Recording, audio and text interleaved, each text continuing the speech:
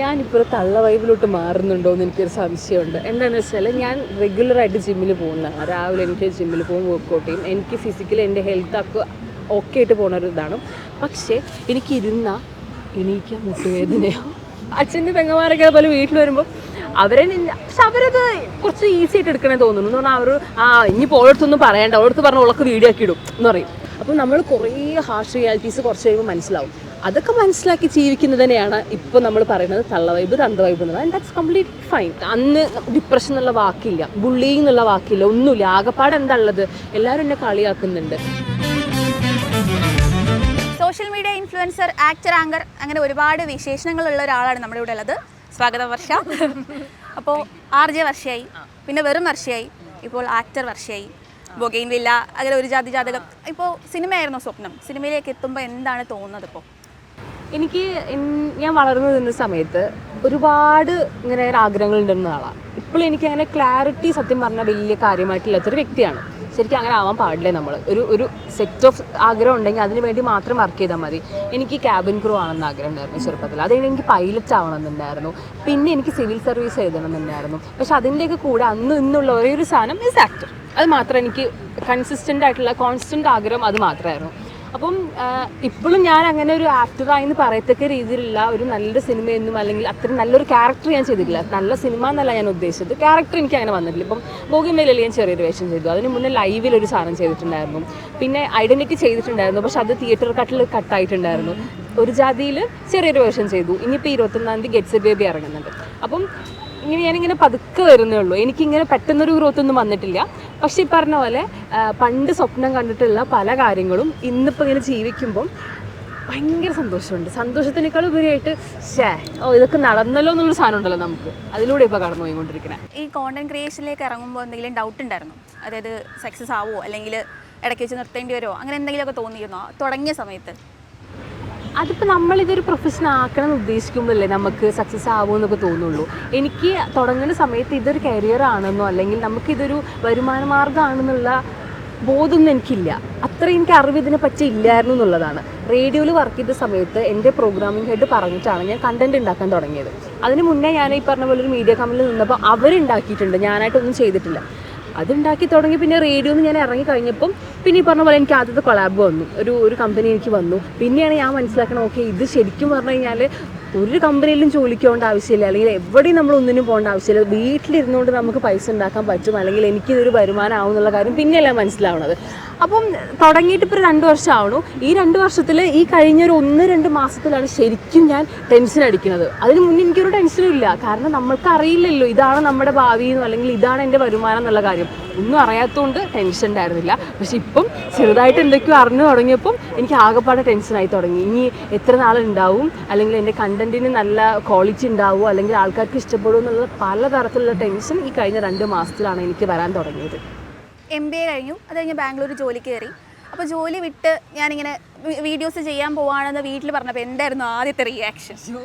എനിക്ക് ഓർക്കാൻ വയ്യ. അതായത് ഞാൻ വീട്ടിലങ്ങനെ പറഞ്ഞിട്ടൊന്നുമില്ല, ഞാൻ ഇത് ചെയ്യാമെന്നൊന്നും പറഞ്ഞിട്ടൊന്നുമില്ല. പക്ഷെ എൻ്റെ വീഡിയോസ് കണ്ടിട്ടാണ് എൻ്റെ അച്ഛനൊക്കെ മനസ്സിലാക്കുന്നത് ഇവർക്ക് ഇതാണ് പരിപാടി എന്നുള്ളത്. ഞാൻ ബാംഗ്ലൂരിലത്തെ ജോലി റിസൈൻ ചെയ്ത് ഇവിടെ എറണാകുളത്ത് ജോലിക്ക് വരുമ്പോൾ അച്ഛൻ്റെ അടുത്ത് പറഞ്ഞതും ഞാൻ അവിടുത്തെ കമ്പനിയിൽ HR ആയിട്ട് കയറുന്നതായിരുന്നു. കാരണം ഞാൻ മാർക്കറ്റിംഗ് HR പഠിച്ചിട്ടുണ്ടായിരുന്നു. അപ്പോൾ എൻ്റെ അച്ഛൻ എന്നെക്കാൾ സ്മാർട്ടാണ്. മൂപ്പർ അച്ഛൻ്റെ കുറച്ച് ഫ്രണ്ട്സിൻ്റെ ഒക്കെ വിട്ടിട്ട് ആ കമ്പനിയിൽ അന്വേഷിച്ചപ്പം വർഷം ഇവിടെ വന്നിട്ടുള്ളത് HR ആയിട്ടല്ല അഭിനയിക്കാനാണ് എന്ന് അവർ പറയും. അതെൻ്റെ വീട്ടിലൊന്നും പ്രശ്നമാവുണ്ടായിരുന്നു. അപ്പോൾ ഞാൻ അവിടെ സെഷനിൽ പറഞ്ഞ പോലെ തന്നെ എൻ്റെ അച്ഛന് ഭയങ്കര ഡിസാറ്റിസ്ഫൈഡ് ആയിരുന്നു എൻ്റെ ഡിസിഷനിൽ. കാരണം അച്ഛൻ വിചാരിച്ചത് MBA ഒക്കെ കഴിഞ്ഞിട്ട് ഞാൻ കുറച്ചേരം അവിടെ വർക്ക് ചെയ്തിട്ട്, അച്ഛൻ സൗദിയിൽ, അപ്പോൾ അവിടെ എവിടെയെങ്കിലും കൊണ്ടുപോയിട്ട് വർക്ക് ചെയ്യാം, അപ്പോൾ അങ്ങനത്തെ ഒരു കരിയറെ മൂപ്പര് ഉദ്ദേശിച്ചിട്ടുണ്ടാവുക. പക്ഷെ ഞാൻ അങ്ങനെ ചെയ്തില്ല. പകരം ഇങ്ങനെ ആയപ്പോഴത്തേനും അച്ഛൻ മിണ്ടിയിട്ടില്ല 1.5 കൊല്ലം. പിന്നെ അതിനുശേഷം റേഡിയോയിൽ കയറിയപ്പോഴാണ് സംസാരിച്ച് തുടങ്ങിയത്.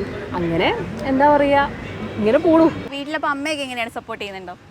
അമ്മ അന്ന് ഇന്നും സപ്പോർട്ടാണ് കേട്ടോ. എന്ന് പറഞ്ഞാൽ അമ്മ അന്ന് ഈ പറഞ്ഞ പോലെ നീ പൊക്കോ എന്ന് പറഞ്ഞ് എനിക്ക് അമ്മ തന്നെയാണ് പൈസ തന്നെ എറണാകുളത്തേക്ക് വിട്ടത്. പക്ഷേ കുടുംബക്കാർക്ക് ഭയങ്കര മോശമായിട്ട് സംസാരിച്ച് തുടങ്ങിയ സമയം വന്നപ്പോൾ അമ്മ എൻ്റെ അടുത്ത് ഒരു ദിവസം വിളിച്ചിട്ട് പറഞ്ഞു, നീ നിർത്തി പോകുന്ന ആളാന്ന് പറഞ്ഞു എൻ്റെ അടുത്ത്, ഞങ്ങളെ നാട്ടിലെ ഭാഷയിൽ. അപ്പോൾ ഞാൻ പറഞ്ഞു ഇനി എന്താണെങ്കിലും നിർത്തി പോരില്ല എന്ന് പറഞ്ഞു. കാരണം നമ്മൾ ഇത്രയും ഒക്കെ കേട്ട് തുടങ്ങിയല്ലോ. അപ്പം പിന്നെ ഇനിയിപ്പം പകുതിക്ക് വെച്ച് നിർത്തിപ്പോയിട്ട് ആ ഒരു പേരും കൊണ്ട് വെറുതെ വീട്ടിലിരിക്കുന്നതിലും നല്ലത് എങ്ങനെയെങ്കിൽ കരകയറാൻ പറ്റുമെന്നുള്ളതല്ലേ. അപ്പോൾ എനിക്ക് എൻ്റെ ഓരോ സ്റ്റേജിലും ശരിക്കും പറഞ്ഞാൽ ദൈവം എന്നെ അനുഗ്രഹിച്ചിട്ടുണ്ട് എന്നുള്ള ഒരു സാധനമാണ്. ഞാൻ നല്ല ദൈവവിശ്വാസിയാണ് അതുകൊണ്ട്.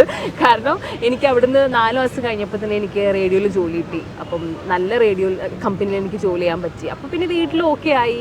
പിന്നെ എനിക്ക് സ്ലോ ഗ്രോത്ത് ആണ് എന്ന് പറഞ്ഞാൽ നമ്മൾ പറയുന്ന പോലെ സ്ലോ ആൻഡ് സ്റ്റഡി എന്ന് പറഞ്ഞ പോലെ ഞാൻ ഇങ്ങനെ പതുക്കെ കയറുന്നുള്ളൂ. പക്ഷെ ചില ആൾക്കാർ ഇങ്ങനെ പെട്ടെന്ന് കയറുമ്പം എനിക്ക് ഭയങ്കര എന്താ പറയുക, അയ്യോ നമുക്ക് അങ്ങനത്തെ ഒരു ഗ്രോത്ത് വരുന്നില്ല എന്നും ചെറിയ അസൂയൊക്കെ എനിക്ക് തോന്നാറുണ്ടെങ്കിൽ കൂടിയിട്ടും ഞാൻ എൻ്റെ ഗ്രോത്തിൽ ഹാപ്പിയാണ്. കാരണം ഞാൻ സ്ലോ ആൻഡ് സ്റ്റഡിയാണ്. എനിക്ക് എന്താ പറയുക, ഞാൻ ഇങ്ങനെ ഇരുന്ന് പഠിച്ച് എല്ലാ ലെസൺസും കൊണ്ട് പതുക്കെ തന്നെ കയറുന്നുള്ളൂ. അപ്പം അതങ്ങനെ ആവശ്യം. ഇപ്പോൾ വീഡിയോസ് കാണുമ്പോൾ എനിക്ക് തോന്നുന്നത് ഇത് എൻ്റെ അമ്മയല്ലേ, എൻ്റെ അമ്മായിയല്ലേ, അപ്പോൾ അതെങ്ങനെയാണ് റിയൽ ലൈഫായിട്ട് കണക്റ്റ് ആവുന്ന ടോപ്പിക്സാണ് വർഷ സെലക്ട് ചെയ്യുന്നതല്ല. അതെങ്ങനെയാണ് ചൂസ് ചെയ്യുന്നത്? ശരിക്കും അങ്ങനെ ആയതുകൊണ്ടാണ്. അതായത് നിങ്ങൾക്ക് അറിഞ്ഞൂടാ, എൻ്റെ വീട്, ഞാൻ മലപ്പുറംകാരിയാണ് കേട്ടോ. അപ്പം ഞങ്ങളുടെ നാട് എന്ന് പറഞ്ഞാൽ സാധാരണ നാട്ടിൽ ജനിച്ചു വളർന്നത് സാധാരണ വീട്ടിലൊരു കുട്ടിയാണ് ഞാനിപ്പം. എൻ്റെ വീട്ടിൽ എൻ്റെ അമ്മ പറയുന്ന പല കാര്യങ്ങളാവട്ടെ, അല്ലെങ്കിൽ ഇപ്പം എൻ്റെ അച്ഛൻ്റെ പെങ്ങന്മാരുണ്ട് 3 പേര്, അവർ പറയുന്ന കാര്യങ്ങൾ, എൻ്റെ മേമ്മമാർ പറയുന്നത്, നാട്ടുകാർ പറയുന്നതൊക്കെ ഇങ്ങനത്തെ കാര്യങ്ങളായിരിക്കും. അതാണ് ഞാൻ ചെയ്യുന്നത്. ഇപ്പം ഞാൻ +1 പഠിക്കുന്ന 10 ആ സമയത്ത് പഠിച്ചിരുന്നപ്പോൾ മാർക്ക് കുറഞ്ഞതിനെ പറ്റി പറയുന്നതും, സ്കൂളിലേക്ക് ജീൻസ് ഇട്ടിട്ട് പോകുമ്പോൾ ടീച്ചേഴ്സ് പറയുന്ന കാര്യങ്ങൾ, മുടി ആദ്യമായിട്ട് 9ാം ക്ലാസ് പഠിക്കുമ്പോൾ കളർ ചെയ്തപ്പോൾ എൻ്റെ ടീച്ചർ പറഞ്ഞ കാര്യങ്ങൾ, ഇതൊക്കെ തന്നെ ഞാൻ ചെയ്യുന്നുള്ളൂ. കാരണം ഇതൊക്കെ എൻ്റെ ലൈഫിൽ ഉണ്ടായിട്ടുള്ള കാര്യങ്ങളാണ്. ഞാൻ കണ്ടന്റ് ഉണ്ടാവാൻ വേണ്ടിയിട്ട്, അല്ലെങ്കിൽ ഇപ്പോൾ ഇത് റിലേറ്റബിൾ ആവാൻ വേണ്ടിയിട്ട് എൻ്റെ ലൈഫിൽ നടക്കാത്ത കാര്യം ഞാൻ ചെയ്തിട്ടില്ല. ഒക്കെ എനിക്കൊന്നില്ലെങ്കിൽ എൻ്റെ അമ്മ, അല്ലെങ്കിൽ എൻ്റെ വീട്ടുകാർ, അല്ലെങ്കിൽ എൻ്റെ ടീച്ചേഴ്സ്, കുടുംബക്കാർ, നാട്ടുകാർ എന്നെ പറ്റി പറഞ്ഞ കമൻസും കാര്യങ്ങളും തന്നെയാണ് വരുന്നത്. അതാണ് നമുക്ക് റിലേറ്റബിൾ ആവുന്നത്. കാരണം എന്താ വെച്ചാൽ സാധാരണപ്പെട്ട ഒരു നോർമൽ ഒരു സ്ഥലത്ത് നിന്ന് എല്ലാവരും വീട്ടുകാരും ഇതൊക്കെ തന്നെയാണ് പറയുന്നുണ്ടാവുക നമ്മളെ അടുത്ത്. അതാണ് റിലേറ്റബിൾ ആവണത്. അപ്പോൾ ഏതെങ്കിലും അമ്മായി ചോദിച്ചിട്ടുണ്ടോ നീ ഇത് എന്നെ ഉദ്ദേശിച്ചാണോ ഈ വീഡിയോയിൽ പറഞ്ഞതെന്ന് ചോദിച്ചിട്ടുണ്ടോ? തോന്നുന്നു. അതായത് ഇപ്പോഴത്തെ എൻ്റെ അവസ്ഥ പറഞ്ഞാൽ എനിക്ക് നാട്ടിൽ പോയി കഴിഞ്ഞാൽ എനിക്ക് പേടിയാണ് ഇപ്പോൾ പോകുന്നേക്ക് ഇറങ്ങാനെന്ന് പറഞ്ഞാൽ. എൻ്റെ അച്ഛൻ്റെ പെങ്ങന്മാരൊക്കെ അതുപോലെ വീട്ടിൽ വരുമ്പോൾ പക്ഷെ അവരത് കുറച്ച് ഈസി ആയിട്ട് എടുക്കണേ തോന്നുന്നു. എന്ന് പറഞ്ഞാൽ ഇനിയിപ്പോൾ ഓരോരുത്തൊന്നും പറയണ്ട, ഓരോരുത്ത് പറഞ്ഞാൽ ഉള്ളൊക്കെ വീഡിയോ ആക്കി ഇടും എന്ന് പറയും. അപ്പം എനിക്ക് പൊതുവെ അങ്ങനെ ഉണ്ട്. ഞാൻ എൻ്റെ അടുത്ത് എന്ത് പറഞ്ഞാലും ഞാൻ വീഡിയോ ആക്കുവാണ്, അല്ലെങ്കിൽ ഞാൻ അതിന് മറുപടി കൊടുക്കും എന്നുള്ള സാധനമുള്ള കാരണം അവര് പറയാറുണ്ടെങ്കിൽ കൂടിയിട്ടും രസം ശരിക്കും പറഞ്ഞത്. അതായത് ഞാൻ ഈ ചെയ്യുന്ന വീഡിയോ എന്ന് അവരെ കുറ്റം പറയുന്നതൊന്നും അല്ല കേട്ടോ. ശരിക്കും എൻ്റെ വീട്ടിൽ അല്ലെങ്കിൽ എൻ്റെ നാട്ടിൽ വന്ന രസമാണ്. എൻ്റെ അച്ഛൻ്റെ മൂത്ത ചേച്ചിയൊക്കെ ഉണ്ട്, എൻ്റെ വല്യമ്മ, അവരൊക്കെ പറയുന്ന വർത്താനം ഇത് തന്നെയാണ്. ഇപ്പം അമ്മയാണെങ്കിലും തന്നെ അമ്മ ഇപ്പോൾ ഒരു കല്യാണം കഴിഞ്ഞ് വന്ന അമ്മ പറയുന്ന കുറച്ച് കാര്യങ്ങളുണ്ട്. അതായത് മാമച്ച ഒരു സാരി മേടിച്ചു കൊടുത്തിട്ടുണ്ടെങ്കിൽ എനിക്ക് തന്നിട്ടില്ല. ഇതൊക്കെ നമ്മുടെ ചെറിയ വിഷമങ്ങളും സാധനങ്ങളാണ്. അതിനെയാണ് വീഡിയോ ആക്കുന്നത്. അതുകൊണ്ടാണ് ആൾക്കാർക്ക് അത് റിലേറ്റബിൾ ആയിട്ട് തോന്നുന്നത്. പക്ഷെ ഞാൻ വലിയ കാര്യങ്ങൾ പറഞ്ഞാൽ എനിക്കറിയില്ല നമ്മൾ എന്തോരം ആൾക്കാർക്ക് റിലേറ്റബിൾ ആവും എന്നുള്ള കാര്യം. അപ്പം എൻ്റെ വീട്ടിൽ നടക്കുന്ന, എൻ്റെ വീട്ടിൽ അമ്മ പറയുന്ന കുഞ്ഞു കാര്യങ്ങൾ ഞാൻ കണ്ടന്റ് ആക്കുമ്പോൾ ആൾക്കാർക്ക് ഇത് എൻ്റെ വീട്ടിലാണല്ലോ നടക്കണതെന്ന് തോന്നിപ്പോടും. അത്രയേ ഉള്ളൂ. ഈ കണ്ടന്റ് ക്രിയേറ്റർ എന്ന് പറയുമ്പോൾ എല്ലാവർക്കും അക്സെപ്റ്റ് ചെയ്യാൻ പറ്റുന്നൊരു ജോലിയില്ല. അതായത് ഇപ്പോഴും സർക്കാർ ജോലിയില്ലെങ്കിൽ പിന്നെ അവരെ പെണ്ണ് കൊടുക്കണ്ട എന്ന് പറയുന്ന ഒരു സാധനമാണല്ലോ നമ്മുടെ നാട്ടിൽ. അപ്പോൾ അത് ആളുകളുടെ റെസ്പോൺസ് എങ്ങനെയായിരുന്നു? ഞാനിങ്ങനെ വീഡിയോസ് ചെയ്യാണ് ജോലി എന്ന് പറയുമ്പോൾ ആരോടെങ്കിലും ചോദിക്കുമ്പോൾ? പക്ഷേ ഞാനൊരു കാര്യം പറയട്ടെ. അതായത് ഇപ്പം എനിക്ക് തോന്നുന്ന കാര്യം, കൂടുതൽ ആൾക്കാരൊക്കെ ഇപ്പോൾ ഒന്നില്ലെങ്കിൽ അവർ എഞ്ചിനീയർ ആണ് അല്ലെങ്കിൽ ഡോക്ടർ ആണെന്ന് പറയുമ്പം എൻ്റെ അടുത്ത് ഞാൻ ചോദിക്കുമ്പം ചിലപ്പോൾ ഞാൻ സ്റ്റക്ക് ആവാറുണ്ട്. അതായത് എനിക്ക് തോന്നുന്നു ഇതൊരു ജോലിയായിട്ട് ആൾക്കാരെ അക്സെപ്റ്റ് ചെയ്യില്ല എന്നുള്ള കാര്യം ഉറപ്പാണ്. പക്ഷെ അതല്ല എൻ്റെ പ്രശ്നം. പക്ഷെ ഇടയ്ക്ക് എനിക്കും തോന്നുന്നു ശരിക്കും ഇപ്പം എന്താ എൻ്റെ ജോലി എന്ന് ഞാൻ ചിന്തിക്കാറുണ്ട്. ഇപ്പം ഞാൻ ടെലിവിഷനിൽ ഞാൻ ഷോ ചെയ്യുന്നുണ്ടെങ്കിൽ കൂടിയിട്ടും, സിനിമ ചെയ്യുന്നുണ്ടെങ്കിൽ കൂടിയിട്ടും, ക്രിയേറ്റ് ചെയ്യുന്നുണ്ടെങ്കിലും എനിക്ക് വരുമാനമുണ്ട്. അതായത് ഈ പറയുന്ന ആൾക്കാൾ കൂടുതൽ വരുമാനം ഒരു പക്ഷേ എനിക്ക് ഉണ്ടെങ്കിൽ കൂടിയിട്ടും ചില നേരത്തെ ഞാൻ സ്റ്റക്ക് ആവാറുണ്ട്. ഇതിപ്പോൾ എന്താണ് എൻ്റെ ഒരു അവസ്ഥ എന്ന് എനിക്ക് മനസ്സിലാവാറില്ല. അപ്പം എനിക്കെല്ലാം മിക്സ് ആയിട്ടുള്ളൊരു ഇമോഷനിലാണ് അപ്പോൾ പോയിക്കൊണ്ടിരിക്കുന്നത്. എല്ലാം ഉണ്ട്. അതിൻ്റെ കൂടെ ടെൻഷൻ നല്ലോണം ഉണ്ട്, സ്ട്രെസ് നല്ലോണം ഉണ്ട്, നാളെ എന്താവും എന്നുള്ള ടെൻഷൻ എനിക്കുണ്ട്, ഒക്കെ ഉണ്ട്. പക്ഷേ പോകുന്നുണ്ട്, അത്രേ ഉള്ളൂ. അപ്പോൾ ഈ കണ്ടന്റ് ക്രിയേഷനിലോട്ട് ഇറങ്ങുന്നവരോട് എന്തായിരിക്കും പറയാനുള്ളത്? ഒരു അഡ്വൈസ് എന്തായിരിക്കും? കണ്ടന്റ് ക്രിയേഷനിലോട്ട് ഇറങ്ങുന്നവരോട് എനിക്ക് പറയാനുള്ളത്, ഇപ്പം ഞാൻ ഒരിക്കലും ഒരു വീഡിയോയിൽ ഇതേപോലെ ഒരാൾ പറയുന്നുണ്ടു. അതായത് full A+ മേടിച്ച ബിടെക് കഴിഞ്ഞ് അല്ലെങ്കിൽ ഡോക്ടർ ആയിട്ടുള്ള ഒരാളെക്കാൾ കൂടുതൽ ശമ്പളം ഞാൻ ഇന്ന് മേടിക്കുന്നുണ്ട്, ഇപ്പം എങ്ങനെയുണ്ട് എന്നൊരാൾ ചോദിച്ചു. അപ്പം ഞാൻ ഒരിക്കലും വിശ്വസിക്കുന്നില്ല. കാരണം നമുക്ക് കിട്ടുന്ന വിദ്യാഭ്യാസം, നമ്മുടെ സർട്ടിഫിക്കറ്റ്സ്, അത് മരണം വരെ തന്നെ. ഞാൻ ഇന്ന് ഡോക്ടറാണെങ്കിൽ ഞാൻ മരിക്കുന്ന അന്ന് വരെ ഞാൻ ഡോക്ടറാണ്. പക്ഷേ ഇന്ന് ഞാൻ ക്രിയേറ്ററാണ്. പക്ഷേ ഞാൻ പറയട്ടെ, ഒരു 5 വർഷം, ഒരു 10 വർഷം കഴിയുമ്പം ഞാൻ എന്താവും എന്ന് എനിക്ക് അറിഞ്ഞുകൂടാ. ഞാൻ ഒരിക്കൽ പോലും വിചാരിക്കാത്ത കാര്യമാണ് MBA കഴിഞ്ഞിട്ട് ഞാൻ എടുക്കാൻ പോണ ജോലി ഈ കണ്ടന്റ് ക്രിയേഷൻ ആണെന്നുള്ളത്. അത് പെട്ടെന്ന് ബൂം ചെയ്തൊരു സാധനമായിരുന്നു എന്നെ സംബന്ധിച്ചിടത്തോളം. അപ്പോൾ അതേപോലെ ഒരു 10 വർഷം കഴിഞ്ഞിട്ട് ഇതിവിടെ ഉണ്ടാവുമെന്ന് നമുക്ക് അറിഞ്ഞുകൂടാ. അതുകൊണ്ട് ഇതിനെ ആഗ്രഹിക്കുന്നവരുടെ അടുത്ത് എനിക്ക് പറയാനുള്ളത്, പഠിക്കണം. 10ാം ക്ലാസ് നന്നായിട്ട് പഠിക്കുക, +2 പഠിക്കുക. ഇപ്പം അമ്മമാർ പറയും നമ്മളടുത്ത് പഠിക്കണം, മാർക്ക് വേണം. പക്ഷേ ഇപ്പം ഞാൻ ആ ഒരു സ്റ്റേജിലേക്ക് എത്തിയിട്ടുണ്ട് എന്ന് പറഞ്ഞാൽ ശരിക്കും നമ്മൾ പഠിക്കണം. 10ലും വലിയ ഫുൾ A+ ഒന്നുമല്ല ഞാൻ പറയുന്നത്, പക്ഷെ നമുക്ക് അത്യാവശ്യം മാർക്ക് വേണം. നമുക്ക് ഒരു കോളേജിൽ ജോയിൻ ചെയ്യാൻ വേണ്ട കട്ട് ഓഫ് മാർക്ക് നമുക്ക് വേണം. നമ്മളൊരു പ്രൊഫഷണൽ കോഴ്സ് എടുക്കണം, ഒരു ഡിഗ്രി എടുക്കണം, നമുക്ക് ആ ഒരു ക്വാളിഫിക്കേഷൻ വേണം, ഒരു സർട്ടിഫിക്കറ്റ് വേണം. നാളെ നമുക്കൊരു ജോലിയില്ല, അതായത് ഈ കണ്ടന്റ് ക്രിയേഷൻ ഇല്ല, യൂട്യൂബ് ഇല്ല എന്നുണ്ടെങ്കിൽ നമുക്ക് ഒരു കമ്പനിയിൽ പോയിട്ടോ അല്ലെങ്കിൽ എവിടെയെങ്കിലും പോയിട്ട് ജീവിക്കാനോ അല്ലെങ്കിൽ കൂടിയിട്ടും സ്വന്തമായിട്ട് എന്തെങ്കിലും ഒരു പണിയെടുത്ത് ജീവിക്കാനുള്ള വിദ്യാഭ്യാസം നമുക്ക് വേണം. അതുണ്ടായതിനു ശേഷം കണ്ടന്റ് ഇൻസ്റ്റഗ്രാമിൽ നിങ്ങൾ ക്രിയേറ്റ് ചെയ്തോളൂ, യൂട്യൂബിൽ ചെയ്തോളൂ, ഒരു കുഴപ്പമില്ല. അതുണ്ടാകുമ്പോൾ ഇതൊക്കെ നമുക്ക് ബോണസാണ്. മറ്റത് നമ്മൾ പഠിക്കാണ്ട് കോളേജിലൊന്നും പോകാണ്ട് ഒന്നും ഇല്ലാണ്ട് നമ്മൾ ഇത് മാത്രം ഇരുന്ന് കഴിഞ്ഞാൽ എല്ലാവരും ചിലപ്പോൾ രക്ഷപ്പെടണമെന്നില്ലല്ലോ. ഇപ്പം ഇന്ന് എനിക്ക് റീച്ച് ഉണ്ടെങ്കിൽ നാളെ എനിക്ക് റീച്ച് ഉണ്ടാവണമെന്നില്ല. കാരണം ഓരോ മിനിറ്റിലും ക്രിയേറ്റേഴ്സ് വന്നുകൊണ്ടിരിക്കുക. അപ്പം നമ്മളെപ്പോഴും ഒരു പ്ലാൻ ബി നമുക്കുണ്ടാവണം, ഒരു സൈഡ് ഹസിൽ ഉണ്ടാവണം. ഇത് മാത്രമാണ് വിചാരിച്ചിരുന്നാൽ ചിലപ്പോൾ നാളെ നമ്മൾക്ക് ഭയങ്കര ഡിപ്രഷനിലോട്ട് നമ്മൾ പോയി എന്ന് വരും. ഇപ്പം ഞാൻ എൻ്റെ തന്നെ കാര്യം പറയുകയാണെന്നുണ്ടെങ്കിൽ പുറത്തുനിന്ന് ഇപ്പോൾ ആൾക്കാർ നോക്കുമ്പോൾ എന്താ ഇയാൾക്ക് എന്താ തോന്നുന്നത്, എന്നെ കാണുമ്പോൾ എന്താ തോന്നുന്നത് എന്ന് പറഞ്ഞാൽ ഞാൻ ഹാപ്പിയാണ്, ഞാൻ അടിപൊളിയായിട്ട് നടക്കാൻ തോന്നുന്നുണ്ട്. പക്ഷേ ഞാൻ ചിലപ്പോൾ ഇന്നലെയും കൂടി ഞാൻ ഈശ്വര എനിക്കിതെല്ലാം മഴുത്തിട്ടെറിഞ്ഞ് പോവാം, അതായത് എനിക്ക് പറ്റുന്നില്ല, എനിക്ക് സ്ട്രെസ് ആവുകയാണ്. കാരണം ഞാൻ പലരുമായിട്ട് ഞാൻ കമ്പയർ ചെയ്തുകൊണ്ടിരിക്കുകയാണ്, എനിക്ക് പറ്റണില്ല എന്നുള്ളൊരു സ്റ്റേജിലായിരിക്കും ഞാൻ ചിലപ്പോൾ നിന്നിട്ടുണ്ടാവുക. അപ്പം നമുക്ക് അറിഞ്ഞുകൂടാ നമ്മുടെയൊക്കെ ലൈഫിൽ എന്താ പോകണമെന്നുള്ള കാര്യം. അപ്പം ഇതൊക്കെ കൂടി ഒരു വശം കൂടി ഉണ്ട്. അതായത് ഞാൻ ചോദിക്കാൻ അങ്ങനെ ഇറങ്ങുന്നവരില്ലേ, അതായത് ഈ ഇൻഫ്ലുവൻസേഴ്സിൻ്റെ ലൈഫ് നോക്ക്, അവർക്ക് കൊളാപ്സ് കിട്ടുന്നു, അവർ ഭയങ്കര സെറ്റിൽഡ് ആണ്, അവർ ഹാപ്പിയാണ്. അപ്പോൾ അത് കണ്ടിട്ട് എനിക്കങ്ങനെ പറ്റുന്നില്ലല്ലോ എന്ന് പറഞ്ഞിട്ട് ഈ ഇതിലേക്ക് ഇറങ്ങുന്നവരുണ്ട്. അപ്പോൾ അതൊരു സേഫർ സൈഡാണോ അങ്ങനെ ഇറങ്ങുന്നത്? പ്രശ്നമല്ലേ പറയട്ടെ. അതായത് അങ്ങനെ നമ്മൾ ഒരാൾക്ക് ഇത് കണ്ടിട്ട് ഇറങ്ങി കഴിഞ്ഞു കഴിഞ്ഞാൽ അത് ശരിക്കും മണ്ടത്തരല്ലേ നമ്മൾ കാണിക്കുന്നത്. കാരണം ഞാൻ പറയട്ടെ, ഞാൻ ഭാഗ്യത്തിലൊന്നും ഞാൻ വിശ്വസിക്കുന്നു, അങ്ങനെയൊന്നും ഞാൻ പറയുന്നില്ല. പക്ഷെ ഒരു തരത്തിൽ പറയുകയാണെങ്കിൽ നമുക്കൊരു സമയം എന്ന് പറഞ്ഞ സാധനം കൂടിയുണ്ട്. ഇത് എന്തുകൊണ്ടാണ് ഞാൻ പറയണമെന്ന് വെച്ച് കഴിഞ്ഞാൽ ഞാൻ കഴിഞ്ഞ ഒരു 5-6 കൊല്ലമായിട്ട് ഇവിടെ കിടന്ന് ഇങ്ങനെ ഓടുന്ന ആളാണ്, അതുകൊണ്ട് പറയുന്നതാണ്. ഈ ഒരു 5-6 കൊല്ലത്തിലാണ് എന്തെങ്കിലും ചെറിയൊരു മെച്ചം എനിക്ക് ഉണ്ടായിട്ടുള്ളത്. പക്ഷേ ഒരു കൊല്ലത്തിൽ രക്ഷപ്പെടുന്ന ആൾക്കാരുണ്ട്, ചിലപ്പോൾ 6 മാസത്തിൽ രക്ഷപ്പെടുന്ന ആൾക്കാരുണ്ട്, പക്ഷേ അതേപോലെ 10 കൊല്ലത്തിൽ രക്ഷപ്പെടുന്ന ആൾക്കാരുണ്ട്. അപ്പോൾ അതിന് സമയം കൂടിയുണ്ട്. അപ്പം നമുക്കൊന്നും പറയാൻ പറ്റില്ല. അതാണ് ഞാൻ പറഞ്ഞത്, എപ്പോഴും സേഫ് സൈഡ് പിടിച്ചിട്ട് നമുക്ക് ഈ പറഞ്ഞൊരു വിദ്യാഭ്യാസം നമുക്ക് ഉണ്ടാവണം, ഒരു സാധനം ഉണ്ടാവും. അത് കഴിഞ്ഞിട്ട് നിങ്ങൾ എന്താ വെച്ചാൽ ക്രിയേറ്റ് ചെയ്ത് നമുക്ക് ട്രൈ ചെയ്ത് നോക്കാമല്ലോ, റിസ്ക് എടുക്കാൻ മടിക്കേണ്ട ആവശ്യമില്ല. പക്ഷേ ഒരു 10ാം ക്ലാസ് പഠിക്കുന്ന കുട്ടീൻ്റെ അടുത്ത് ഞാൻ ഒരിക്കലും പറയില്ല നിങ്ങൾ പഠിക്കൊന്നും വേണ്ട, പഠിത്തത്തിലൊന്നും ഒരു കാര്യമില്ല, നിങ്ങൾ ഇന്ന് യൂട്യൂബിൽ സ്ട്രീം ചെയ്യും, യൂട്യൂബ് വീഡിയോ ചെയ്യും, ഇൻസ്റ്റഗ്രാം ചെയ്യും, നല്ല കാശാണെന്ന് ഞാൻ ഒരിക്കലും പറയില്ല. പഠിക്കുക തന്നെ വേണം. പഠിക്കേണ്ട സമയത്ത് പഠിക്കണം, അത് കഴിഞ്ഞിട്ട് ചെയ്താൽ മതി. ഞാൻ PG കഴിഞ്ഞ ഒരാളാണ്. എനിക്ക് ഇനിയിപ്പോൾ ഇന്നിതില്ല എന്നുണ്ടെങ്കിൽ ഞാൻ എവിടെയെങ്കിലും പോയി കഴിഞ്ഞാൽ എന്തെങ്കിലും ഒരു വർക്ക് ചെയ്യാൻ എനിക്കൊരു സർട്ടിഫിക്കറ്റ് എൻ്റെ കയ്യിലുണ്ട്. അപ്പോൾ അതെനിക്ക് സേഫ് സൈഡാണ്. അത് നമ്മളിപ്പോഴും നോക്കണം, അല്ലാണ്ട് വെറുതെ നോക്കിയിട്ടും കാര്യമില്ല. പിന്നെ ഈ ഗ്ലാമറിനെ പറ്റി പറഞ്ഞത്, അതായത് അവർക്ക് കൊളാബ് കിട്ടുന്നു, അവർ കുറേ ട്രാവൽ പോകുന്നു, അവർ കുറേ നല്ല ഡ്രസ്സ് ഇടുന്നു, കുറേ പ്രൊഡക്ട്സ് കിട്ടുന്നു. പക്ഷെ അതിൻ്റെ പുറത്ത് നമ്മൾ ശരിക്കും ഡ്രെയിൻഡ് ആവുന്ന അവസ്ഥകൾ വരും. എന്ന് പറഞ്ഞാൽ നമ്മളിപ്പോൾ ബ്രാൻഡ്സുമായിട്ട് സംസാരിക്കുമ്പോഴാവട്ടെ എന്തോ ആവട്ടെ നമുക്ക് കുറേ ടൈം എടുക്കും, അതൊന്ന് നമുക്ക് കണ്ടന്റ് അങ്ങോട്ട് കൊടുക്കണം. അപ്പോൾ അവർ കുറേ കറക്ഷൻസ് ഇങ്ങോട്ട് പറയുന്നു, നമ്മൾ പിന്നെ അങ്ങോട്ട് വേറെ കറക്ഷൻസ് പറയുന്നു. അങ്ങനെ നമ്മൾ അങ്ങോട്ടും ഇങ്ങോട്ടും കുറേ വർത്താനം പറഞ്ഞ് കഷ്ടപ്പെട്ടിട്ട് തന്നെയാണ് ഈ പറഞ്ഞ സാധനങ്ങൾ നമുക്ക് വരുന്നത്. എളുപ്പത്തിലൊന്നും കിട്ടൂല. ഇനിയിപ്പോൾ എളുപ്പത്തിൽ കിട്ടുകയാണെങ്കിൽ തന്നെ അത് അതേപോലെ പോവുകയും ചെയ്യും, അത്രേ ഉള്ളൂ. അപ്പം എല്ലാ ജോലിക്കും അതിൻ്റെതായ ബുദ്ധിമുട്ടുകളുണ്ട് എന്ന് പറഞ്ഞ പോലെ തന്നെ അതിൻ്റെ ഒരു ഇത് നമ്മുടെ കണ്ടന്റ് ക്രിയേഷൻ എന്ന് പറഞ്ഞ ജോലിക്കുണ്ട്. പിന്നെ വേറൊരു കാര്യം ഞാൻ ചോദിക്കട്ടെ, ഇപ്പം ഞാൻ വെരി റീസെൻ്റ്ലി ആണ് ഇപ്പം ഞാൻ യൂട്യൂബ് സ്റ്റാർട്ട് ചെയ്തിട്ടുണ്ടായിരുന്നത്. അപ്പോൾ എനിക്ക് അങ്ങനെ യൂട്യൂബ് അങ്ങനെ വ്ളോഗ് ചെയ്യുക അങ്ങനത്തെ ഒരു മൈൻഡൊന്നും പൊതുവെ ഉണ്ടായിരുന്നില്ല. പക്ഷേ ഞാൻ വെറുതെ ഒന്ന് എൻ്റെ ഹസ്ബൻഡൊക്കെ ഇങ്ങനെ പറഞ്ഞു നമുക്ക് വെറുതെ യൂട്യൂബ് സ്റ്റാർട്ട് ചെയ്തൊക്കെ പറഞ്ഞ് ഞാൻ നോക്കിയപ്പം മനസ്സിലാക്കിയ കാര്യം, അപ്പം ഞാനൊന്ന് വെറുതെ ഞാനും എൻ്റെ ഹസ്ബൻഡും കൂടെ പുറത്ത് പോകുന്നു വെച്ചാൽ, അല്ലെങ്കിൽ ഞാൻ എൻ്റെ വീട്ടുകാരോട് അങ്ങനെ ട്രിപ്പ് പോകുന്നു വെച്ചോ, ഞാൻ അവിടെ എൻജോയ് ചെയ്യൊന്നുമല്ല, ഞാൻ അവരുടെ കൂടെയേ അല്ല. ഞാൻ ഫുൾ ടൈം വെച്ച് ട്രൈപോഡിൽ ക്യാമറ നോക്കി ലൈറ്റ് സെറ്റ് ചെയ്ത് മൈക്ക് വെച്ച് ഫുൾ ടൈം ഇങ്ങനെ നടക്കുക. എനിക്ക് ജീവിതമില്ല, ലിറ്ററലി ജീവിതമില്ല. പക്ഷേ ഞാൻ വ്ളോഗ് ഉണ്ടാകും, വ്ളോഗിൽ നിന്ന് എനിക്ക് കാശ് കിട്ടും, കാശുണ്ട്, പക്ഷേ ഈ പറഞ്ഞ സാധനമില്ല. അപ്പം ഇതിനൊക്കെ പല പല സൈഡുകളുണ്ട്. എഗെയിൻ ഒരു 3 തവണ ഞങ്ങൾ പുറത്ത് പോകുമ്പോൾ 2 തവണ വീഡിയോ എടുത്ത് 1 തവണ നമുക്ക് വീഡിയോ എടുക്കാണ്ടിരിക്കാം, നമ്മൾ സേഫ് ആയി കഴിഞ്ഞാൽ. എനിക്ക് അങ്ങനെ ഇപ്പോൾ ചെയ്യാൻ പറ്റും. പക്ഷെ അതിലോട്ട് എത്താൻ ഈ പറഞ്ഞ പോലെ നമ്മൾ ഡെയിലി വീഡിയോ എടുത്തുകൊണ്ടിരിക്കും വേണം. അപ്പം കുറേ ബുദ്ധിമുട്ടുകൾ അപ്പുറത്തുണ്ടെങ്കിൽ കൂടിയിട്ടും കുഴപ്പമില്ല. ഇതിലേക്ക് ഇറങ്ങുമ്പോൾ എന്തെങ്കിലും വിചാരിച്ചിരുന്നോ ഇങ്ങനെ ഫേമസ് ആവും, അല്ലെങ്കിൽ അന്ന് സ്വപ്നം കണ്ടൊരു വർഷം ഉണ്ടായിരുന്നല്ലോ, ആ വർഷമാണോ ഇപ്പോൾ?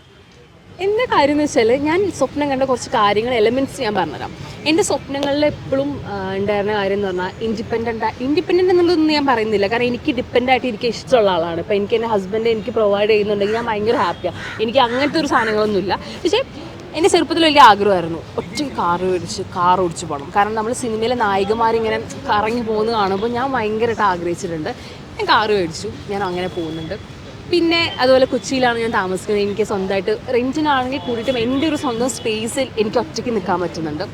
ട്രാവൽ ചെയ്യാന്നുള്ളത് അത് വലിയൊരു ആഗ്രഹമായിരുന്നു. കാരണം ശരിക്കും പറഞ്ഞാൽ വലിയ പൈസ ഒന്നും വേണ്ട നമുക്ക് കറങ്ങാൻ കൂടിയിട്ടുണ്ടെങ്കിലും കുറച്ച് എന്തെങ്കിലും ഒരു എമൗണ്ട് ഉണ്ടെങ്കിൽ നമുക്ക് കറങ്ങാൻ പറ്റുള്ളൂ. എനിക്കപ്പം എനിക്കിഷ്ടമുള്ള സ്ഥലങ്ങളിലോട്ടൊക്കെ ഇപ്പോൾ പോകാൻ പറ്റുന്നുണ്ട്.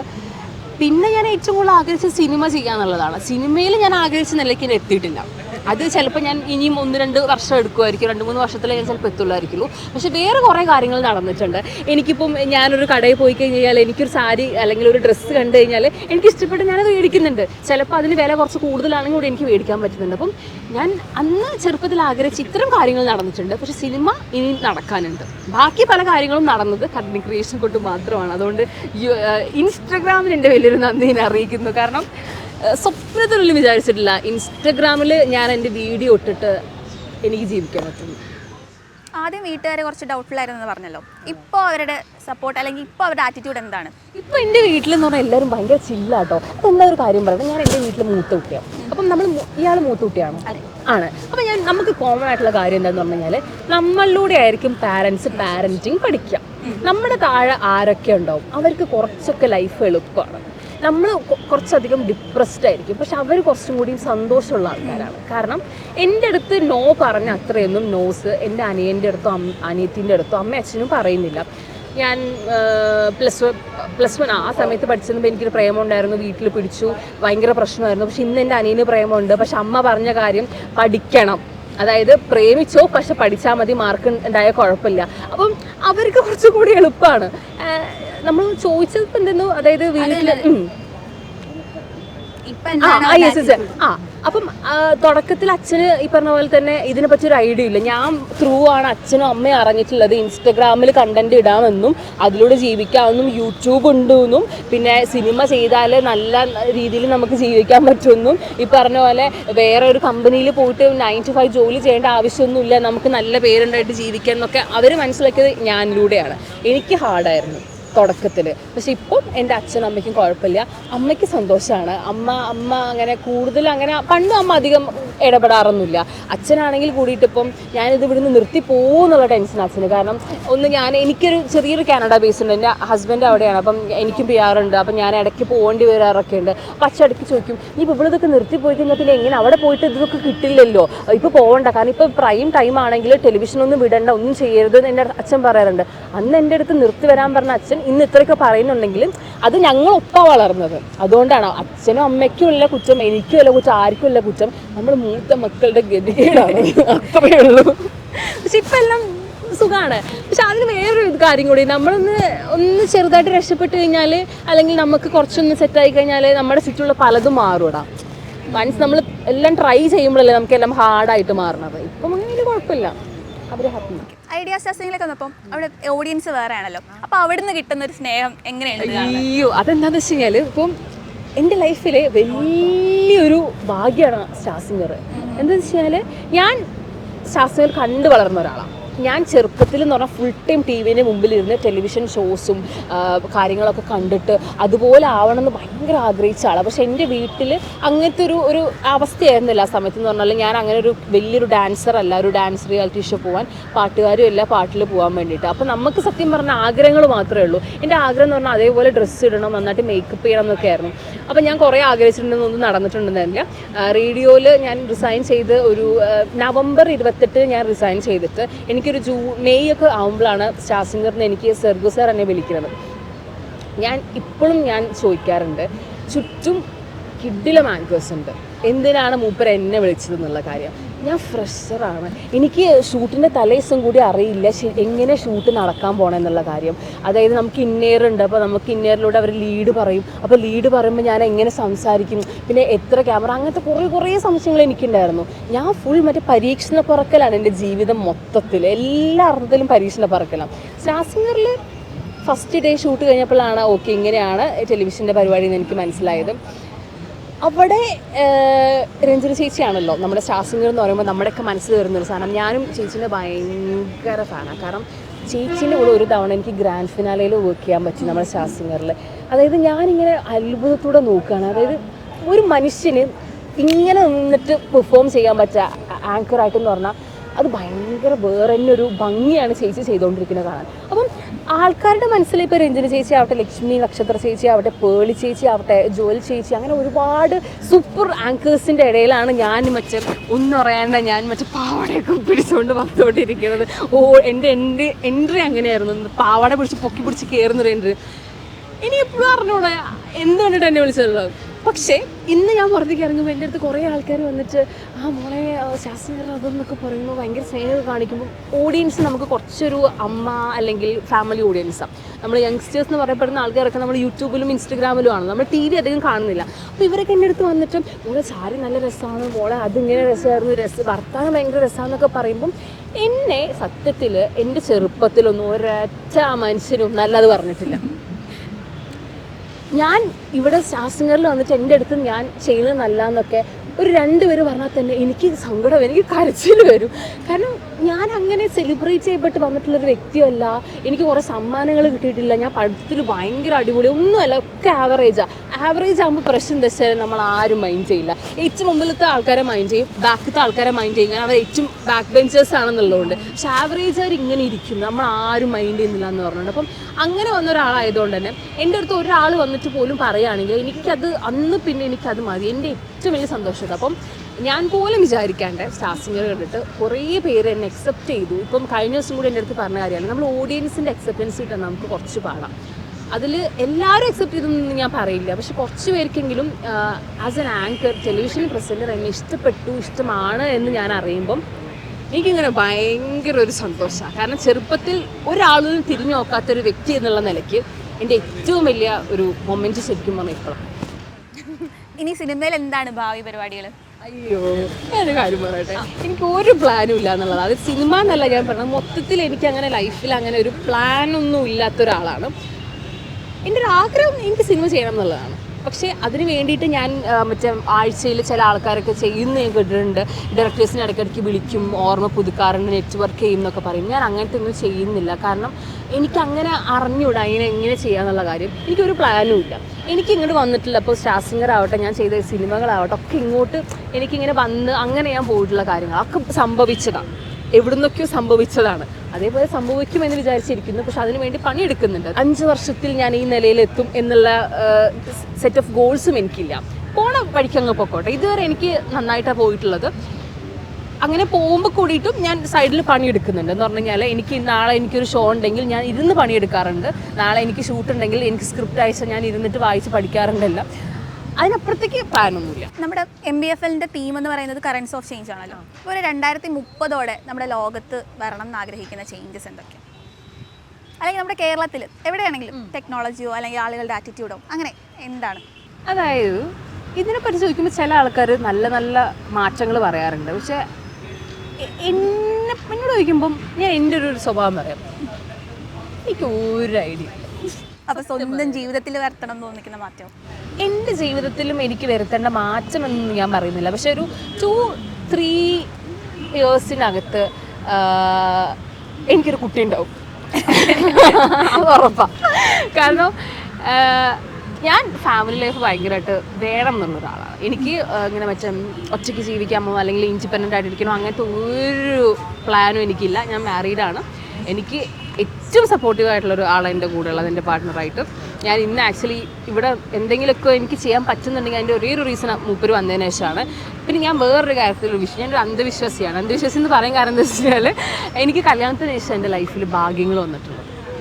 ഞാൻ കല്യാണം കഴിക്കാൻ പറഞ്ഞപ്പോൾ എൻ്റെ അടുത്ത് എൻ്റെ ഫ്രണ്ട്സൊക്കെ പറഞ്ഞു, ഈ കല്യാണം കഴിക്കുകയാണോ, ഇന്നിനെ കല്യാണം കഴിച്ചാൽ അത് ഞാൻ ചോദിക്കുമായിരുന്നു. അപ്പോൾ ഒരു പേടി ഉണ്ടായിരുന്നു, അതായത് ഇപ്പോൾ ചെയ്യുന്ന പ്രൊഫഷൻ വിടേണ്ടി വരുമോ അല്ലെങ്കിൽ അവിടെ പോകേണ്ടി വരുമോ, അങ്ങനെ എന്തെങ്കിലും പേടി ഉണ്ടായിരുന്നു കല്യാണത്തിലേക്ക് നടക്കും? ഞാൻ പറഞ്ഞത് എനിക്ക് സത്യം പറഞ്ഞു വെച്ചിട്ടുണ്ടെങ്കിൽ ഒരു പാർട്ട്ണറിലാണ് എനിക്ക് ജീവിക്കാൻ പറ്റില്ല. അത് ഫോർ ഷുവറാണ്. ഇപ്പം എല്ലാവരും പറയാറുണ്ട്, പല പല സാഹിത്യം പറയാറുണ്ടെങ്കിൽ എനിക്ക് അങ്ങനത്തെ ഒരു സംഭവമില്ല. എനിക്കൊരാൾ കൂടെ വേണം, ഒരു കമ്പാനിയൻ എനിക്ക് വേണം. കല്യാണം കഴിക്കാമെന്ന് തീരുമാനിച്ചു. എൻ്റെ ഫ്രണ്ട്സ് പറഞ്ഞ പോലെ തന്നെ പറഞ്ഞപ്പം അപ്പോഴും ഞാൻ അതെന്താ അങ്ങനെയെന്ന് വിചാരിച്ചു. പക്ഷേ ദൈവം സഹായിച്ച് എനിക്ക് വന്നിട്ടുള്ള ഒരാൾ ഞാൻ ഇതിൽ ഉണ്ടാവണം എന്ന് ആഗ്രഹിക്കുന്നതിനേക്കാൾ കൂടുതൽ ആഗ്രഹിക്കുന്ന ഒരാളാണ്. അവരുടെ പാരൻസും അങ്ങനെ കേട്ടോ. അതായത് എൻ്റെ ഫാദറിൻ്റെയോ മദറിൻ്റെയോ ഒക്കെ എനിക്ക് നാളെ ഷൂട്ടുണ്ടെന്ന് പറഞ്ഞാൽ അവർ ഭയങ്കര എക്സൈറ്റഡ്, അല്ലെങ്കിൽ അവർക്ക് ഞങ്ങളും കാണാൻ വരട്ടെ എന്ന് ചോദിക്കുന്ന ആൾക്കാരാണ്. പക്ഷേ എൻ്റെ ലൈഫിൽ വന്നതിന് ശേഷമാണ് ഞാൻ പച്ച പിടിച്ചത്. സത്യമായിട്ടും എൻ്റെ ഫ്രണ്ട്സ് എൻ്റെ അടുത്ത് പറയാറുണ്ട്, കല്യാണത്തിന് മുന്നേ ഞാൻ വേറെ തന്നെ ഒരാളായിരുന്നു, മൊത്തത്തിൽ കാണാനും കണ്ടന്റും. കല്യാണത്തിന് ശേഷം എനിക്ക് ഭയങ്കര മാറ്റം വന്നു എന്ന് പറഞ്ഞു. അപ്പം എൻ്റെ ലൈഫിൽ ഒരു ഗ്ലോപ്പ് ഉണ്ടായത് മൂപ്പര് വന്നതിന് ശേഷം. അപ്പം ഞങ്ങളിപ്പോൾ മാറിയേ നിൽക്കുന്നത്, അക്ഷയ കാനഡയിലാണ് ഞാനിവിടെ നിൽക്കുന്നത്. ഒരു മേ ബി ഒരു 4-5 വർഷമൊക്കെ കഴിയുമ്പോഴത്തേനും ഞങ്ങൾ ഒരുമിച്ചായിരിക്കും. അത് കഴിഞ്ഞിട്ട് എനിക്ക് കുട്ടികൾ ഭയങ്കര ഇഷ്ടമുള്ള ഒരാളാണ്. അപ്പം എനിക്കെല്ലാം വേണം. എനിക്ക് ഭർത്താവ് വേണം, കുട്ടി വേണം, കരിയർ വേണം, ഒക്കെ വേണം. എല്ലാം ഒരുമിച്ച് കൊണ്ടുപോകുന്ന ഒരു വ്യക്തിയായിരിക്കും ഞാൻ. ഒരു 5 വർഷത്തിനുള്ളിൽ നിന്ന് മാത്രമേ എനിക്ക് പറയാൻ പറ്റുള്ളൂ. അതിനപ്പുറത്തേക്ക് എനിക്കൊന്നും പറയാൻ പറ്റില്ല. കുട്ടി അത് എന്താണെങ്കിലും ഉണ്ടാവും. ഇപ്പോൾ നമ്മുടെ ട്രെൻഡിങ് തന്ത വൈബാണല്ലോ. അപ്പോൾ തന്ത വൈബിനെ കുറിച്ച് എന്താണ് അഭിപ്രായം? ഞാനൊരു കാര്യം പറയട്ടെ, ഞാനിപ്പോൾ തള്ള വൈബിലോട്ട് മാറുന്നുണ്ടോ എന്ന് എനിക്കൊരു സംശയമുണ്ട്. എന്താണെന്ന് വെച്ചാൽ ഞാൻ റെഗുലറായിട്ട് ജിമ്മിൽ പോകുന്നതാണ്. രാവിലെ എനിക്ക് ജിമ്മിൽ പോകും, വർക്കൗട്ട് ചെയ്യും. എനിക്ക് ഫിസിക്കലി എൻ്റെ ഹെൽത്തൊക്കെ ഓക്കെ ആയിട്ട് പോകുന്ന ഒരു ഇതാണ്. പക്ഷേ എണീക്കാൻ മുട്ടുവേദനയോ ഞാൻ ആലോചിക്കും, പിന്നെ ഞാൻ എന്തിനാ ഈ കഷ്ടപ്പെട്ട് പണിയെടുക്കണേന്ന്. അതൊന്ന്. അപ്പം ഞാൻ ഇന്നലെയും കൂടെ എൻ്റെ ഫ്രണ്ട്സിനെ വിളിച്ച് പറഞ്ഞുള്ളൂ, മുട്ടുവേദന ഉണ്ടടി, എണീക്കാൻ പറ്റുന്നില്ല ഇരുന്നിട്ടുണ്ടെങ്കിൽ എന്ന് പറയാറുണ്ട്. പിന്നെ അത് മാത്രമല്ല, എൻ്റെ അനിയനും അനിയത്തി എന്നെക്കാളും 10 വയസ്സും 12 വയസ്സും ചെറിയ കുട്ടികളാണ്. അപ്പം അത്രയും ഗ്യാപ്പുള്ളത് കാരണം തന്നെ അവർ പല കാര്യങ്ങൾ ചെയ്യുമ്പോഴും ഞാൻ അവരെ ഭയങ്കരമായിട്ട് ഇങ്ങനെ ഓരോന്നൊക്കെ ഉപദേശിക്കുകയല്ല, പറയാറുണ്ട്. ആ പറയുന്നത് ഇടയ്ക്ക് ഞാൻ ആലോചിക്കുമ്പം ശരിക്കും എനിക്കൊരു ഈ പറയുന്ന സോക്കോട് തള്ള വൈബ് അല്ലെങ്കിൽ തന്ത വൈബ് എന്ന് പറയായി. പക്ഷേ ജോസഫ് അന്നംകുട്ടി ഒരു ഇതിൽ പറഞ്ഞതുപോലെ അത് വെറുതെ തള്ള വൈബോ തണ്ട വൈബോ അല്ല. പകരം നമ്മൾ 10-28 വയസ്സാകുമ്പം കുറച്ചൊക്കെ ജീവിതം കണ്ടു കഴിഞ്ഞാൽ ഇനിയും ഒരുപാട് ഇതിലും വലുത് വരാനുണ്ടെന്ന് നമുക്ക് മനസ്സിലാക്കുമ്പോൾ നമുക്ക് ഉണ്ടാവുന്ന ഒരു ചെറിയ മെച്യൂരിറ്റിയാണ് ഈ പറയുന്ന തള്ളവും തന്തയും. ഞാൻ കാര്യം പറയട്ടെ, ഇപ്പം എനിക്ക് 28 വയസ്സാണ്. ഒരു 23 വയസ്സിൽ ഞാൻ ചിന്തിച്ച പോലെയല്ല ഇപ്പോൾ ഞാൻ ചിന്തിക്കുന്നത്. 23 വയസ്സിൽ ഞാൻ ലോകം കണ്ട പോലെ അല്ലെങ്കിൽ എൻ്റെ കാഴ്ചപ്പാടിലൊക്കെ ഉള്ളത്. നമുക്ക് പ്രായമായി വരുമ്പോഴത്തേനും നമ്മൾ റിയാലിറ്റി മനസ്സിലാക്കും. ഇന്ന് ഞാൻ മനസ്സിലാക്കുന്ന ഏറ്റവും വലിയ റിയാലിറ്റി എന്ന് പറഞ്ഞിട്ടുണ്ടെങ്കിലും ഒരു കുറേ കൂട്ടം ആൾക്കാർ നമ്മുടെ ഫ്രണ്ട്സായിട്ട് ഇരിക്കുന്നതൊന്നും ആയിരിക്കില്ല ശരിക്കും പറഞ്ഞാൽ നമ്മുടെ ഫ്രണ്ട്സ് എന്ന് പറയുന്നത്. എനിക്ക് ഇന്ന് വിരലിലുണ്ടാവുന്ന ആകെ സുഹൃത്തുക്കളേ ഉള്ളൂ. പക്ഷേ ഏത് നേരത്തെ വിളിച്ചാലും എന്തിനു വിളിച്ചാലും എന്ത് പ്രശ്നം ഉണ്ടെങ്കിലും വരുന്ന ആരെങ്കിലും ഉണ്ടോയെന്ന് ചോദിച്ചാൽ എനിക്ക് അവർ മാത്രമേ ഉള്ളൂ. പക്ഷെ എനിക്ക് കുറേ പരിചയക്കാരുണ്ട്.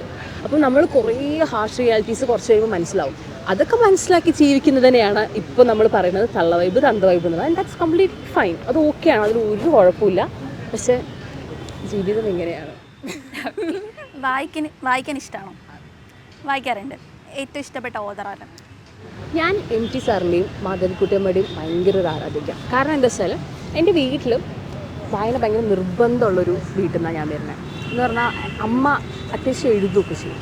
അപ്പം ചെറുപ്പം മുതൽ അമ്മ പ്രാക്ടീസ് ചെയ്തിട്ടുള്ളൊരു സാധനം എൻ്റെ എന്ന് പറഞ്ഞിട്ടുണ്ടെങ്കിൽ ഞാൻ എന്താണെങ്കിലും പുസ്തകങ്ങൾ വായിക്കണം എന്നുള്ളതാണ്. അപ്പം അമ്മേൻ്റെ വീട്ടിലൊക്കെ പോകുന്ന സമയത്ത് അവിടെ അമ്മയുടെ അമ്മാവൻ്റെയൊക്കെ ഈ പുസ്തകങ്ങൾ അടുക്കി വെച്ചിട്ടുള്ളൊരു അലമാരയൊക്കെ ഉണ്ട്. അപ്പം അതിൻ്റെ അകത്ത് കുറേ കടുകട്ടി പുസ്തകങ്ങളൊക്കെ ഉണ്ട്. അപ്പോൾ ഞാനിതൊക്കെ ഇങ്ങനെ കണ്ടു വളർന്നുകൊണ്ടും പിന്നെ എൻ്റെ കസിൻസൊക്കെ ഭയങ്കര ബുദ്ധിജീവികളാണ്. അതായത് അവർ ഭയങ്കരമായിട്ട് പഠിക്കും, വായനയ്ക്കുള്ള. അപ്പം ഇവരുടെ ഇടയിൽ പെട്ടുകൊണ്ട് തന്നെ ചെറുപ്പം മുതൽ തന്നെ ഇങ്ങനെ കുറച്ച് വായിച്ചും തുടങ്ങിയിട്ടുണ്ട്. ഞാൻ ആദ്യമായിട്ട് ഇൻഡിപെൻഡൻ്റ് ആയിട്ട് പുസ്തകം മേടിച്ച് വായിക്കുന്നത് മാധവിക്കുട്ടിയമ്മയുടെ. ഞാൻ അമ്മ പറയാൻ കാരണം എന്താ വെച്ചാൽ എനിക്ക് മാധവിക്കുട്ടിന്ന് അങ്ങനെ പറയാനുള്ളൊരു മടിയുണ്ട്. കാരണം അത്രയും റെസ്പെക്റ്റുള്ള ഒരാളാണ്. അപ്പോൾ എനിക്ക് അവരെ വെറുതെ മാധവിക്കുട്ടി എന്ന് പറയാൻ ഒരു ബുദ്ധിമുട്ടായതുകൊണ്ടാണ്. നിർമാതലം പുസ്തകാലം, ഒച്ചയടി പദ, ബാല്യകാല സ്മരണകൾ, ഇതാണ് ഞാൻ പൈസ കൊടുത്തിട്ട് മേടിക്കുന്നത്. എൻ്റെ സ്കൂളിൻ്റെ നേരെ ഓപ്പോസിറ്റ് ഒരു കടയുണ്ട് പുസ്തകം. അവിടെ ഞാൻ പുസ്തകം മേടിച്ച് ഞാൻ വായിച്ചിട്ട് അത്രയും നാളെന്നെ മൈൻഡ് ചെയ്യാണ്ടിരുന്നൊരു ടീച്ചറുണ്ട് ഞങ്ങളുടെ സ്കൂളിൽ, മലയാളം ടീച്ചർ. അപ്പോൾ അവർ കുറച്ചിങ്ങനെ നല്ല വായനയും ചിന്താഗതിയൊക്കെ ആണ്. അപ്പോൾ അവരങ്ങനെ വെറുതെ ഒന്നും നമ്മുടെ അടുത്തൊന്നും വന്ന് സംസാരിക്കാറൊന്നുമില്ല. പിന്നെ കുറച്ച് ഈ പറഞ്ഞ പോലെ ഭയങ്കര കഴിവുള്ള കുട്ടികളോടൊത്തൊക്കെ സംസാരിക്കുന്ന ഒരു വ്യക്തിയായിരുന്നു. എന്തോ പറഞ്ഞ സമയത്ത് ഞാനിങ്ങനെ പുസ്തകം വായിച്ചതിൻ്റെ ഇതിന് പറഞ്ഞപ്പം ആദ്യമായിട്ട് ഇതിനെടുത്ത് പറഞ്ഞു. അന്ന് എനിക്ക് മനസ്സിലായി ഈ വായിക്കുന്നവരുടെ അടുത്ത് മനുഷ്യന്മാർക്ക് എന്തോ ഒരു സ്പെഷ്യൽ സാധനം ഉണ്ടെന്ന്. അതെൻ്റെ മനസ്സ് കൂടി. അതിനുശേഷം ഞാൻ വായിക്കാൻ തുടങ്ങി നന്നായിട്ട്. അതിന് മുന്നേയും വായന ഉണ്ടെങ്കിൽ കൂടിയിട്ടും അതിനുശേഷം ഇങ്ങനത്തെ പുസ്തകങ്ങൾ കുറച്ചധികം വായിക്കാൻ തുടങ്ങി. ഞാൻ MT സാറിൻ്റെയും മാധവിക്കുട്ടിയമ്മയുടെ തന്നെ ഏറ്റവും വായിച്ചിട്ടുള്ളതും ഇപ്പോൾ വായിച്ചുകൊണ്ടിരിക്കുന്നതും ഞാൻ അതാണ്. എനിക്ക് ഭയങ്കര ഇഷ്ടമാണ് അവരത്. ഒരു പുസ്തകം എഴുതിയത് ആരെക്കുറിച്ച്? ഞാൻ എന്നെക്കുറിച്ചായിരിക്കും എഴുതുന്നുണ്ടാവുക. എന്തായിരിക്കും എഴുതുക?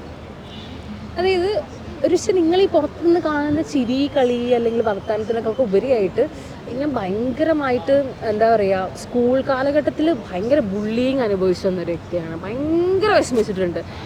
ഇന്നിപ്പോൾ പല കുട്ടികളും ഓരോന്നൊക്കെ ചെയ്തു എന്നൊക്കെ പറയുമ്പോൾ ഞാൻ ആലോചിക്കാറുണ്ട്, ഞാൻ തലനായിരയ്ക്കാണ് രക്ഷപ്പെട്ടുള്ളത്. ഞാൻ +1 ഒക്കെ പഠിക്കുന്ന സമയത്ത് എന്നെ കൂട്ടം ചേർന്ന് കുട്ടികൾ കളിയാക്കിയിട്ടുണ്ട്. എന്തിനാണെന്നറിയാം, ഞാൻ 9th പഠിക്കുന്ന സമയത്താണ് ആദ്യമായിട്ട് ആങ്കറിങ്ങിന് പോകുന്നത്. അപ്പോൾ ഞങ്ങളുടെ നാട്ടിലൊക്കെ ഈ ആങ്കറിങ്ങിന് TV-യിൽ പോകുന്ന കുട്ടികൾ, അല്ലെങ്കിൽ ജീൻസ് ഇട്ട കുട്ടികൾ, ടീഷർട്ട് ഇട്ട കുട്ടികൾ, ലിപ്സ്റ്റിക് ഇട്ട കുട്ടികൾ എന്നൊക്കെ പറഞ്ഞാൽ അവർക്കൊരു ധാരണയുണ്ട് ഇവൾ അത്ര ശരിയല്ല എന്നുള്ള സാധനം. എന്നെ ഭയങ്കരമായിട്ട് സ്ലട്ട് ഷെയിം ചെയ്തിട്ടുണ്ട് എന്നെ സ്കൂളിൽ പഠിക്കുന്ന സമയത്തും. ഞാൻ 10th വരെ ഗേൾസ് ഉള്ളിലാണ് പഠിച്ചത്. അപ്പോൾ ഉണ്ടായിരുന്ന എൻ്റെ ഗേൾസ് കുട്ടികളാണെങ്കിലും 11th-ലും 12th-ലും ഞാൻ വേറെ സ്കൂളിൽ പോകാത്ത അവിടെ ഉണ്ടായിരുന്നിട്ടുള്ള ആൺകുട്ടികളും പെൺകുട്ടികളാണെങ്കിലും എന്നെ ഒരുപാട് സ്ലട്ട് ഷെയിം ചെയ്തിട്ടുണ്ട്, എന്നെ ഒരുപാട് ബുള്ളി ചെയ്തിട്ടുണ്ട്. ഞാൻ അത്യാവശ്യം നല്ല മാർക്ക് ഉണ്ടായിരുന്നു എനിക്ക് 10th-ൽ. എൻ്റെ 73% എനിക്ക് 12th-ൽ എനിക്ക് സയൻസിന് കിട്ടുന്നത്. അത്രയും മാർക്ക് എനിക്ക് കുറഞ്ഞിട്ടുള്ളത് ഭയങ്കര ഡിപ്രസ്ഡ് ആയിരുന്നു ആ സമയത്ത്. അന്ന് ഡിപ്രഷൻ എന്നുള്ള വാക്കില്ല, ബുള്ളിങ് എന്നുള്ള വാക്കില്ല, ഒന്നുമില്ല. ആകെപ്പാട് എന്താ ഉള്ളത്, എല്ലാവരും എന്നെ കളിയാക്കുന്നുണ്ട്. പിന്നെ എൻ്റെ വീട്ടിലൊന്നും പറഞ്ഞ പോലെ സ്കൂളിൽ ഇങ്ങനെ അവർ ചെയ്തു എന്നൊക്കെ പറഞ്ഞിട്ട് വീട്ടിലൊന്നും പോയി പറഞ്ഞ് കരയാനുള്ളൊരു സാഹചര്യമൊന്നും അല്ല ഉള്ളത്. എൻ്റെ അനിയനത്തേക്ക് ഭയങ്കര ചെറുതാണ്. അപ്പം അമ്മ അവരെ കാര്യം നോക്കി ഓടിക്കൊണ്ടിരിക്കുകയാണ്. ഞാൻ ഒറ്റയ്ക്ക് ഇരുന്നേ കരഞ്ഞിട്ടുള്ളൂ, ഞാൻ ഒറ്റയ്ക്ക് ഇരുന്നേ ബുദ്ധിമുട്ടിയിട്ടുള്ളൂ.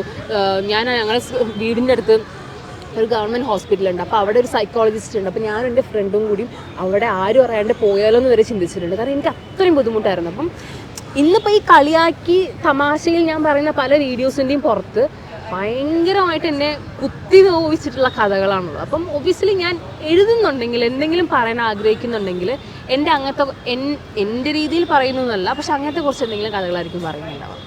Okay, thank you so much Varsha. Thank U.